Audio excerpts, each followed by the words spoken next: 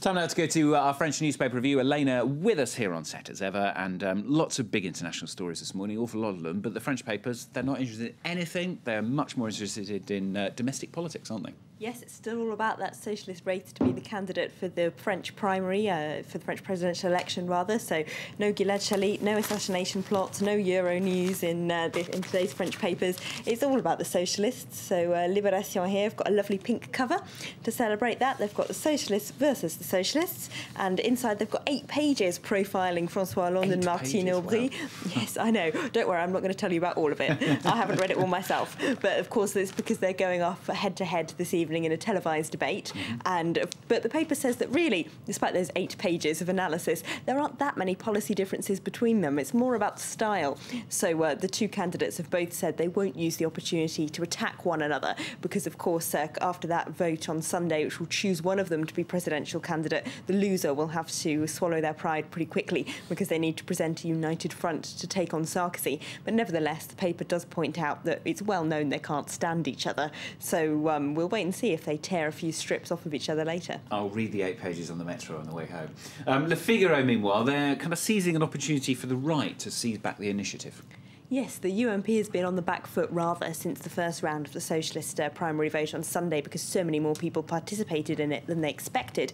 But they are, of course, now hoping that they will tear each other apart, Martine Aubry and François Hollande, and as a result present a divided front to take on Nicolas Sarkozy. So Le Figaro, the right-wing paper, has got Aubry and Hollande knives out as a front headline. They say that Sarkozy himself talked about the primary for the first time in a speech yesterday, saying that the breakthrough of Arnaud Montebourg, who we were talking about yesterday, the third man in that campaign, who got 17% of votes last Sunday. Sarkozy made a speech yesterday about how that means both of the main candidates will be pushed to the left. He's obviously hoping that that tactic will scare off centrist voters. You've also pulled out a story which I must confess I know nothing about. It's a general strike called on a tiny Pacific island that belongs to France. Yes, this is from the French news website Rue 89, and it's one of these things that foreigners often forget about France, the kind of colonialist hangover a little bit, that we forget there's a number of Caribbean and Pacific islands that are still part of France. And this is about an island called Mayotte, which has been ruled by France since 1841, but has actually only been an official French département since 6 months ago. So that means the people there theoretically have rights to all of the same welfare benefits that French people living in France have. It doesn't quite work like that, though. Their minimum wage has been put up to 85% of the one in metropolitan France, but they still don't get unemployment benefit or anywhere near as much child benefit as you do here. And they say that's not fair. They've been on strike for the last 3 weeks and they're demonstrating against the cost of living, which they say is very high in Mayotte, which is a little speck of an island near Madagascar. But of course, now that it is officially part of France, the government in Paris needs to do something to sort out this ongoing general strike. There you go. You see, you learn something new every day here on France 24. Another story you might not know that much about, the prosecution of journalists in Turkey.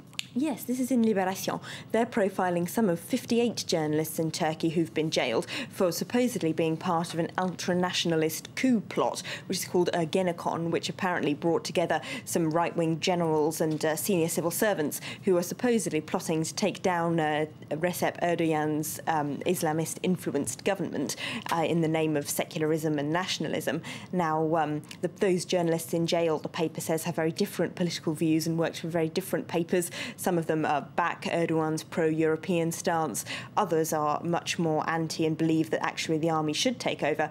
But one thing they do all have in common is that they've all written things against the Prime Minister. And the Libération says there's no evidence any of them were involved in a coup plot. It just shows that it seems to be dangerous to criticise the government in Turkey nowadays. And finally, Elaine, I'm not sure about this one. She's pulled out a rubbish story.